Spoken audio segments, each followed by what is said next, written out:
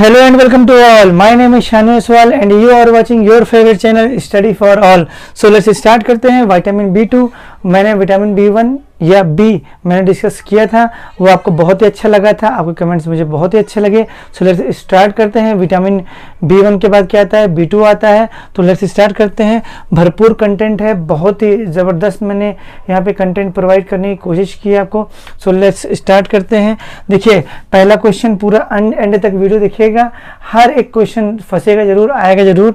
तो vitamin B2 का रासायनिक नाम क्या होता है, तो राइबोफ्लेविन. तो विटामिन B2 को विटामिन B2 नहीं कहेंगे तो क्या कहेंगे, राइबोफ्लेविन. क्या कहेंगे भैया, राइबोफ्लेविन कहेंगे. अब ध्यान से समझिएगा, एक चीज मैं बताने वाला हूं आपको.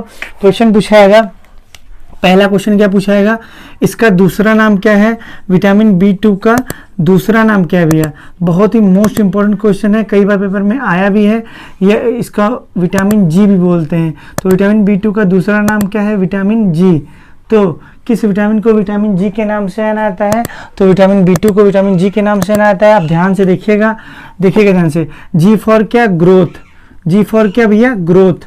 तो ध्यान से देखिएगा, किसमें ग्रोथ, ग्रोथ इन चाइल्ड, यानी बच्चों में किसमें क्या है, ग्रोथ. तो क्वेश्चन पूछाएगा वह कौन सा विटामिन है जो बच्चों में, बच्चों की ग्रोथ में, यानी बच्चों के विकास में मददगार साबित होता है, यानी मदद करता है. तो चाइल्ड मतलब बच्चों के विकास में, ग्रोथ मतलब मदद करता है, यानी वृद्धि लाता है. आज हम पैदा हुए, कल हम पैदा हुए थे तो कितने छोटे थे, आज बड़े हो गए. सो ये विटामिन B2 इसमें बहुत ही महत्वपूर्ण रोल अदा करता है. इसीलिए विटामिन B2 का दूसरा नाम विटामिन G है. G पहले ग्रोथ का G लिया गया, इसीलिए विटामिन G नाम दे दिया गया. अच्छा क्वेश्चन पूछाएगा, इसका दूसरा नाम क्या है, और भी अगर इसका दूसरा नाम और पूछाएगा तो इसको लैक्टोफ्लेविन भी बोलते हैं. क्या बोलते हैं भैया, लैक्टोफ्लेविन बोलते हैं. बहुत ही मोस्ट इंपॉर्टेंट क्वेश्चन है. तो क्वेश्चन पूछा है किस विटामिन को लैक्टोफ्लेविन बोला जाता है, तो आपको क्या हो जाएगा, तो आपको इस पे टिक लगाएंगे, क्या लगाएंगे, विटामिन B2 पे. या इसका और क्या नाम है, इसको पीला एंजाइम के नाम से भी जाना जाता है, या इसे किस नाम से जाना जाता है भैया, पीला एंजाइम के नाम से भी इसे जाना जाता है. तो उम्मीद करता हूँ बहुत ही अच्छा लगा होगा. तो देखिए विटामिन B2 का अन्य नाम मैं डिस्कस कर रहा हूँ. विटामिन B2 का दूसरा नाम विटामिन G है. G फॉर ग्रोथ, यानी किसमें ग्रोथ, बच्चों में विकास यानी ग्रोथ लाता है, वृद्धि लाता है. इसका दूसरा नाम एक और है, लैक्टोफ्लेविन बोलते हैं, या फिर इसे पीला एंजाइम कहते हैं. अब लैक्टोफ्लेविन क्यों, लैक्टो का मतलब आप जानते होंगे, अगर लैक्टो की बात करें तो लैक्टो का संबंध किससे होता है, दूध से होता है. लैक्टो का संबंध किससे होता है, दूध से होता है. ध्यान से देखिएगा, लैक्टो का संबंध किससे होता है, तो ध्यान से देखिएगा, दूध से होता है. क्वेश्चन पूछाएगा इसे सर्वप्रथम किससे निकाला गया था, तो इसे सर्वप्रथम दूध से निकाला गया था, इसीलिए इसका दूसरा नाम लैक्टोफ्लेविन भी बोलते हैं. तो इसे दूध से क्या किया गया था भैया, निकाला गया था. तो उम्मीद करता हूँ समझ में आया होगा. ठीक है, तो वह कौन सा विटामिन है जिसे दूध से प्राप्त किया गया था, या दूध से उसकी खोज, दूध से निकाला गया था, तो क्या हो जाएगा, विटामिन B2. इसीलिए इसका नाम है लैक्टोफ्लेविन. ठीक है. अच्छा इसकी खोज कब मानी जाती है, तो विटामिन B2 की खोज अगर बात की जाएगी, ये दूध से निकाला गया था, कब किया गया था ये इसकी खोज, तो 1935 में. कब किया गया था भैया, 1935 में इसकी खोज हुई थी. इतना उम्मीद करता हूँ समझ में आया होगा. अब अगर बात की जाएगी क्या बात की जाएगी कि ये किसके निर्माण में सहायक होते हैं, तो ध्यान से देखिएगा. अगर बात की जाएगी विटामिन B2 किसके निर्माण में सहायक होते हैं, वेरी मोस्ट इंपॉर्टेंट क्वेश्चन. जब टफ पूछाएगा तो यही आएगा. तो ध्यान से देखिएगा, ये किसके निर्माण में सहायक होते हैं, तो ध्यान से देखिएगा, यह FMN या FAD के निर्माण में सहायक होते हैं. अब आप पूछेंगे FMN और FAD क्या होता है, तो इसका फुल फॉर्म भी होता है, तो ये शॉर्ट फॉर्म में लिखा हुआ है के निर्माण में क्या होता है भैया, सहायक होता है. ध्यान से देखिएगा, के निर्माण में क्या होता है, सहायक होता है. ध्यान से देखिएगा, FMN का फुल फॉर्म क्या होता है, ध्यान से देखिएगा, F फॉर होता है फ्लेविन, F फॉर क्या होता है, flavin. M for mono, M for क्या हो जाएगा, मोनो. एंड N फॉर क्या हो जाएगा, न्यूक्लियोटाइड, N फॉर क्या हो जाएगा, न्यूक्लियोटाइड. तो फ्लेविन, मोनो, न्यूक्लियोटाइड, ये हो जाएगा flavin. M for mono, N for nucleotide. अगर बात की जाए FAD का फुल फॉर्म क्या होता है, तो FAD का फुल फॉर्म होता है फ्लेविन. ध्यान से देखिएगा, फ्लेविन. A फॉर होता है एडेनिन, ए फॉर क्या होता है भैया, एडेनिन. और ध्यान से देखिएगा, एडेनिन. और डी फॉर क्या होता है, डाई न्यूक्लियोटाइड. डी फॉर क्या होता है, डाई न्यूक्लियोटाइड. बहुत ही भरपूर कंटेंट मैंने प्रोवाइड करने की कोशिश की है आपको, बहुत ही मज़ा आएगा आपको। बस ध्यान से देखिएगा इसको, ये बहुत ही मोस्ट इम्पॉर्टेंट है, ध्यान से देखिएगा। पहली बात डिस्कस की जाए तो क्या है, ध्यान से देखिएगा। एफएमएन या एफएडी के निर्माण में सहायक होता है। एफएमएन का full form flavin mononucleotide and FAD का full form flavin adenine dinucleotide होता है। और अगर बात की जाएगी कि एफएमएन एफएडी करता क्या है, तो ये रिप्रोडक्शन यानी प्रजनन में मतलब कि प्रजनन दर को ये बढ़ाता है। किस दर को बढ़ाता है? प्रजनन दर को बढ़ाता है। बहुत ही मोस्ट इंपॉर्टेंट क्वेश्चन है। अगर हमारी कोशिका में क्षति आ गई तो उसकी मरम्मत करता है, तो कोशिका हो गया, या फिर अगर बोलते हैं ऊतक, कोशिका जब समूह बनाता है तो उसे क्या बोलते हैं? ऊतक, जैसे टिश्यू बोलते हैं। तो कोशिका ऊतक की में जो क्षति आती है, कोशिका ऊतक में क्षति हो जाने पर ये क्या करता है, इसकी क्या करता है, हो जाने पर इसकी मरम्मत करता है, इसकी रिपेयरिंग करता है। ठीक, तो इतना उम्मीद करता हूँ समझ में आया होगा आपको। यानी सेल्स और टिश्यू अगर डैमेज हो जाए तो उसको रिपेयरिंग में मदद कौन करता है? हीलिंग में मदद करता है क्या? तो ये क्या हो जाएगा? एफएमएन एफएडी। और अगर बात की जाएगी कि ये और किस में मदद करता है, तो हमारे स्किन में किस में मदद करता है? ध्यान से देखिएगा, हमारे स्किन में भी मदद करता है। बहुत ही भरपूर क्वेश्चन है। स्किन हमारी नेल्स में, ठीक है, और हमारी हेयर्स में भी ये मदद करता है। तो उम्मीद करता हूँ समझ में आ रहा होगा। और ध्यान से देखिएगा, ये ग्रोथ बताया था मैंने, ग्रोथ में मदद करता है। ठीक, तो उम्मीद करता हूँ समझ में आया होगा। तो एफएमएन वह कौन सा विटामिन है जो एफएमएन और एफएडी के निर्माण में सहायक होता है? तो जगह विटामिन B2। एक बार देखूं पूरा आ रहा है या नहीं। ठीक, बहुत ही अच्छा है, बहुत सही आ रहा होगा। अब आगे बढ़ते हैं नेक्स्ट क्वेश्चन की ओर। तो नेक्स्ट क्वेश्चन क्या कहता है, ध्यान से देखिएगा, बहुत ही मोस्ट इंपॉर्टेंट क्वेश्चन है। दूसरा क्वेश्चन ये पूछा जाता है कि ये आंत में पाए जाने वाली, क्वेश्चन पूछा है किसके द्वारा संश्लेषित होता है?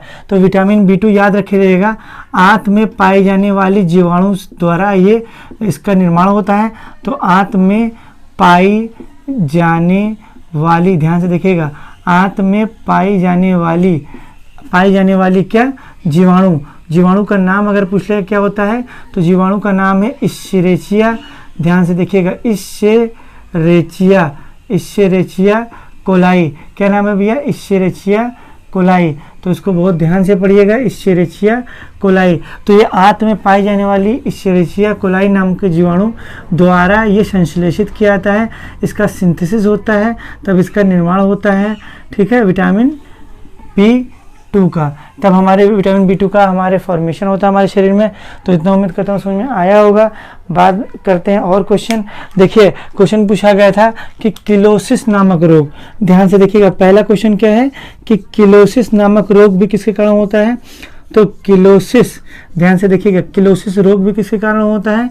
तो विटामिन B2। बहुत ही मोस्ट इंपॉर्टेंट क्वेश्चन है। किलोसिस क्या होता है अगर बात की जाएगी, तो किनारों से मुंह क्या होते हैं, किनारों से जो मुंह होते हैं वो फटने लगते हैं। तो किनारों से देखते हैं यहाँ पे क्या होते हैं, फटने लगते हैं। तो किनारों से मुंह क्या होने लगते हैं, फटने लगते हैं। तो वह कौन सा रोग है जिसमें किनारों से जो मुंह होते हैं, किनारों से जो क्या होते हैं, मुंह होते हैं, वो फटने लगते हैं? तो किस विटामिन की कमी से? तो विटामिन B2 की कमी से। ध्यान से देखिएगा, तो वह रोग का नाम क्या है जिसमें किनारों से मुंह फटने लगते हैं? किलोसिस। और किलोसिस नामक रोग किसकी कमी से होता है? तो विटामिन B2 की कमी से यह रोग होता है। और अगर बात की जाए, भरपूर कंटेंट मैं आपको प्रोवाइड करा रहा हूँ, इससे ज़्यादा आपको कहीं नहीं मिलेगा। एक बीमारी जो अब पेपर में अगर आ जाएगी तो सबकी जान निकाल लेगी, ऐसा क्वेश्चन है ये, ध्यान से देखिएगा। ग्लॉसिटिड, क्या नाम है इसका? ग्लॉसिटिड। बिल्कुल ध्यान समझिएगा, ग्लॉसिटिड, या ग्लोसी बोल दिए, ग्लॉसिटिड। तो ग्लॉसिटिड एक बीमारी होता है, वो किसी कमी से होता है? तो विटामिन B2 की कमी से होता है। ध्यान से देखिएगा, इसमें क्या होता है, जीभ क्या होता है, जीभ इसमें चिकना हो जाता है। ध्यान से देखिएगा, जीभ क्या होता है इसमें, तो जीभ चिकना हो जाता है इसमें। ग्लॉसिटिड में क्या होता है, जीभ क्या होता है, चिकना हो जाता है, प्लस ध्यान से देखिएगा जीभ चिकना के साथ साथ जीभ नीलापन, जीभ का नीलापन भी हो जाता है, यानी जीभ में नीलापन आ जाता है। ठीक है, तो उम्मीद करता हूँ समझ में आया होगा आपको। तो क्वेश्चन पूछाएगा ग्लॉसिटिड और किलोसिस नामक रोग किसकी कमी से होता है, तो विटामिन B2 की कमी से होता है। किलोसिस नामक रोग क्या है, किनारों से मुंह का जो फटना होता है उसे किलोसिस कहते हैं। ग्लॉसिटिड क्या होता है, जीभ जो होता है वो चिकना हो जाता है और जीभ नीला हो जाता है। ठीक है, तो इतना उम्मीद करता हूँ समझ में आया होगा। अगर पूछा है कि ये क्या मतलब इसकी प्राप्ति, इसके सोर्सेस क्या हैं, तो ध्यान से देखिएगा। स्रोत की बात की जाएगी तो क्या खाइए भैया, दूध लीजिए खूब अच्छे अमाउंट में। ठीक है, अंडा लीजिए, अपने शरीर में अंडा खाइए, और क्या लीजिए, मांस लीजिए। ठीक है, इसका सेवन कीजिए। तो दूध, अंडा, मांस, इन सब का सेवन करने से कितना क्या मिलेगा आपको, तो विटामिन B2 की प्राप्ति होगी। और अगर बात किएगी, अच्छा दूध की बात करते हैं तो हमेशा याद रखिएगा गाय का दूध, किसका दूध भी है, तो गाय का दूध बहुत ही मोस्ट इम्पॉर्टेंट माना गया है। ठीक है, विटामिन B2 के लिए। और अगर बात किया कि इसकी दैनिक मांग कितनी है, डेली इसको कितना यूज़ करनी चाहिए, तो ध्यान से देखिएगा इसकी डेली यूजेस कितनी यूज़ करनी चाहिए, तो ध्यान से देखिएगा 1.4 mg यानी 1.4 मिलीग्राम से लेकर 1.6 mg, ये अगर ये रोजाना हम लेंगे इतना तो हमें विटामिन B2 की कमी कभी नहीं होगी। अच्छा क्वेश्चन एक और पूछा गया था, बहुत ही मोस्ट इंपॉर्टेंट है, एक क्वेश्चन और बताता हूँ। क्वेश्चन पूछाएगा जीभ में छाले का निकलना। ठीक है, जीभ में छाले का निकलना किस विटामिन कमी से होता है, तो जीभ में छाले या फिर घाव, जो भी अगर क्वेश्चन आएगा तो वो किस पे टिक लगाएंगे, विटामिन B2 की कमी से होता है। ठीक है, तो भरपूर कंटेंट आपको मिला होगा, बहुत अच्छा लग रहा होगा। अब विटामिन B2 के बाद हम बात करते हैं विटामिन B3 की। किसकी बात करते हैं, विटामिन B3 की बात करते हैं। पूरा आ रहा है कि नहीं, देखिए हाँ पूरा आ रहा है, इसको रफ कर दे रहा हूँ और बढ़ता हूँ विटामिन B3 की तरफ। तो ठीक है, इतना उम्मीद करता हूँ बहुत ही मज़ा आया होगा। ठीक है, अब आगे बढ़ता हूँ। और बहुत ही अच्छा, अगर अच्छा लग रहा हो तो कमेंट कर दीजिएगा। ये लगभग 16 मिनट का जाएगा, 16-17 मिनट का वीडियो होने वाला है, तो बिल्कुल धैर्य बनाए रखिएगा, एंड तक देखिएगा, आप ही सबका फ़ायदा होगा। ठीक है, और मैं क्या कहूँ, यहाँ से ज़्यादा नॉलेज आपको कहीं नहीं मिलेगा पर्टिकुलर एक विटामिन के ऊपर। इतना अगर पढ़ लेंगे तब आपको, अब हर एग्ज़ाम्स के लिए आप प्रिपेयर तो हो जाएंगे कम से कम। ठीक है, शॉर्ट कोई चीज़ नहीं होता है, मैं चाहूँ तो ट्रिक भी लिखवा दूँ, ट्रिक मेरे पास काफ़ी हैं। ठीक है, लेकिन ट्रिक कुछ नहीं होता है। B3 की बात करते हैं, किसकी बात करते हैं, विटामिन B3 की बात करते हैं। ठीक है, अब B3 क्या कहता है, ध्यान से देखिएगा। देखिए B3 से बहुत ही हमेशा विवाद रहता है, डिस्प्यूट रहता है कि B3 का रासायनिक नाम क्या है। तो जो मान्य है वो मैं बता रहा हूँ। देखिए हर बुक में अलग अलग लिखा होता है, जो मान्य है मैं बताता हूँ। तो B2 का क्या अगर बात किया कि रासायनिक नाम क्या होता है, what is the chemical name of vitamin B3, तो बहुत ध्यान से समझिएगा। विटामिन B3 का रासायनिक नाम क्या होता है, ध्यान से देखिएगा, पेंटेथिनिक एसिड। क्या होता है, पेंटेथिनिक एसिड। तो क्वेश्चन पूछाएगा विटामिन B3 का रासायनिक नाम क्या होता है, केमिकल नेम क्या होता है, केमिकल नेम क्या होता है, तो pantothenic acid. So pantothenic acid is the chemical name of vitamin B3। तो इतना उम्मीद करता हूँ समझ में आया होगा। फिर नेक्स्ट क्वेश्चन की बात की जाए, ठीक है, और अगर बात किएगी, इसे यीस्ट कारक भी बोला गया है। क्वेश्चन पूछाएगा, इसे एक और संज्ञा दी गई है, किस विटामिन को यीस्ट कारक, यीस्ट को मतलब हिंदी में हम बोलते हैं खमीर। ठीक है, मैंने बताया था खमीर का प्रयोग क्या करते हैं, डबल रोटी को फुलाने में। मैंने पढ़ाया था ना कि डबल रोटी को फुलाने में किसका प्रयोग करते हैं, तो डबल रोटी को फुलाने में किसका प्रयोग करते हैं, तो खमीर का प्रयोग करते हैं। तो किस विटामिन को यीस्ट कारक बोला गया है, तो ध्यान से देखिएगा, यीस्ट कारक किसे बोला गया है, विटामिन B3 को बोला गया है। क्वेश्चन पूछा गया है कि फिल्ट्रेट फैक्टर भी किसे बोला गया है, ध्यान से देखिएगा, दूसरा क्या इसे नाम दिया गया है, फिल्ट्रेट फैक्टर भी बोला गया है, फिल्ट्रेट फैक्टर। तो किस विटामिन को फिल्ट्रेट फैक्टर बोला जाता है, तो आंसर होगा विटामिन B3। किस विटामिन को यीस्ट कारक बोला गया है, तो विटामिन B3। और इसका पहला रासायनिक नाम क्या है, तो पेंटेथिनिक एसिड इसका रासायनिक नाम है। अगर बात की जाएगी इसे और किस नामों से जाना है, तो ध्यान से देखिएगा। ठीक है, अगर बात की जाएगी इसे और किस नाम से जाना है, तो इसका अन्य नाम अगर बात की जाएगी क्या है, देखिए इसे भी कई सारे नाम हैं। तो बहुत ही मोस्ट इम्पोर्टेंट ये क्वेश्चन पूछा गया है कि इसका अन्य नाम और क्या है, तो इसका नाम है चिक एंटी डर्मेटाइटिस। चिक एंटी, ध्यान से देखिएगा, चिक एंटी डर्मेटाइटिस टाइटिस। तो क्वेश्चन पूछा जाएगा, बिल्कुल ध्यान से समझिएगा कि विटामिन B3 का अन्य नाम क्या है, तो चिक एंटीडर्मेटाइटिस इसका अन्य नाम है। तो इतना उम्मीद करता हूँ समझ में आया होगा। और अगर बात की जाए और क्या क्वेश्चन बनेगा इससे, और अगर क्वेश्चन बने जाए, डर्मेटाइटिस का मतलब ही समझ गए होंगे कि ये क्या है, त्वचा संबंधित रोग ये भी है। डर्मेटाइटिस का मतलब क्या है, यह भी कैसा रोग है, त्वचा संबंधी रोग है। अब देखिए आपको क्या दिखा, विटामिन B3 दिखा, क्या दिखा, B3 कितने मतलब 3 है ना।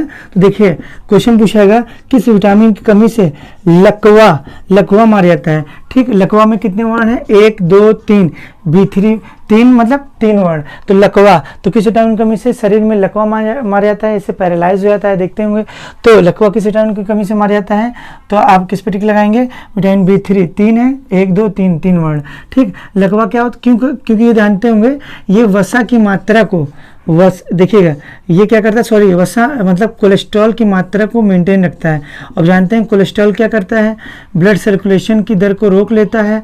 ठीक है, जो रुधिर वाहिनियाँ होती हैं, ब्लड वेसल्स जिसे हम नस बोलते हैं, उसमें जो ब्लड बहता है उसके फ्लो, उसमें इसे ब्लड बह रहा है ये रुधिर वाहिनी में, नसों में, तो ये क्या करता है, कोलेस्ट्रॉल जम जाएगा तो ब्लड इधर से उधर पास आउट नहीं हो पाएगा। तो इसलिए वहाँ क्या मार सकता है, लकवा भी मार सकता है। तो कोलेस्ट्रॉल की लेवल को, कोलेस्ट्रॉल की मात्रा को क्या करता है, नियंत्रित करता है। तो एक क्वेश्चन और पूछा जाएगा कि वह कौन सा विटामिन है जो कोलेस्ट्रॉल की मात्रा को नियंत्रित करता है। ठीक है, कोलेस्ट्रॉल के लेवल को मेंटेन बनाए रखता है, तो विटामिन B3। नेक्स्ट क्वेश्चन पूछा है इसकी कमी से एक और क्या कौन सा रोग होता है, तो बाल सफ़ेद हो जाते हैं। क्या होते हैं, बाल सफ़ेद यानी हैंडसम लगने लगेंगे। अब देखिए बाल सफ़ेद, तो किस विटामिन की कमी से बाल सफ़ेद होने लगते हैं, तो विटामिन B3 कमी से। 1 2 3, सफ़ेद में भी कितने वर्ण है, 3, 1 2 3, लकवा में भी कितने वर्ण है, 1 2 3। तो विटामिन B3 कमी से बाल भी क्या होने लगते हैं भैया, सफ़ेद होने लगते हैं। तो इतना उम्मीद करता हूं समझ में आ रहा होगा। क्वेश्चन पूछाएगा इससे कोएंजाइम का निर्माण होता है। क्वेश्चन पूछेगा किस विटामिन से कोएंजाइम का निर्माण होता है, तो ध्यान से देखिएगा कोएंजाइम का निर्माण होता है। तो किस विटामिन से कोएंजाइम का निर्माण होता है, तो कोएंजाइम का निर्माण किस विटामिन से होता है, तो ध्यान से देखिएगा किससे होता है। अगर बात की जाएगी तो ये क्या होता है, किससे होता है, विटामिन B3 की कमी विटामिन B3 से किसका निर्माण होता है, तो कोएंजाइम का निर्माण किस विटामिन की मदद से होता है, तो विटामिन B3 की मदद से होता है। कोएंजाइम किस प्रकार के कोएंजाइम का, उसका नाम भी तो होगा, तो उसका नाम है एसिटिल कोएंजाइम। क्या नाम है, एसिटिल कोएंजाइम का निर्माण होता है। किस कोएंजाइम का निर्माण होता है, एसिटिल कोएंजाइम का निर्माण होता है। और आप जानते होंगे मुझे मन किया कि अभी मैं क्लास वीडियो बनाऊंगा, तो ये किसने संकेत दिया, ब्रेन ने दिया। तो ठीक है, तो ये तंत्रिका तंत्र में मदद करता है ये एंजाइम, यानी नर्वस सिस्टम में ये मदद करता है। नर्वस सिस्टम को ये क्या करता है, नर्वस सिस्टम को ये हेल्प करता है, को क्या करता है, हेल्प करता है। एज इसे बोल सकते हैं एसिटिल कोएंजाइम को न्यूरोट्रांसमीटर भी बोलते हैं। क्या बोलते हैं, न्यूरो ट्रांसमीटर भी बोला गया है।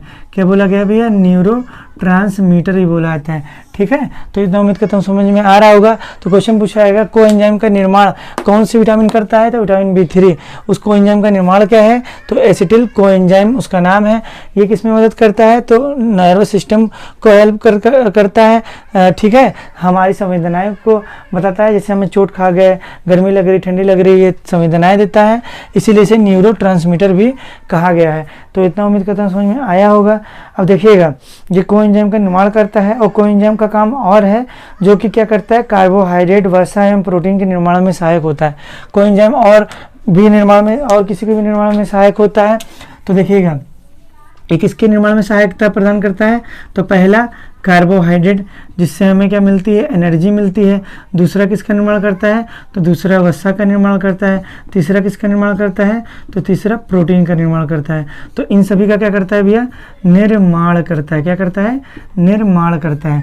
ठीक है, तो इतना उम्मीद करता हूँ समझ में आ रहा होगा। तो एसिटिल कोएंजाइम का एक और कार्य है, हमारे शरीर में कार्बोहाइड्रेट, वसा और प्रोटीन का फॉर्मेशन करता है। ठीक, इतना मुझे कोई समस्या नहीं, उम्मीद करता हूँ समझ में आ रहा होगा।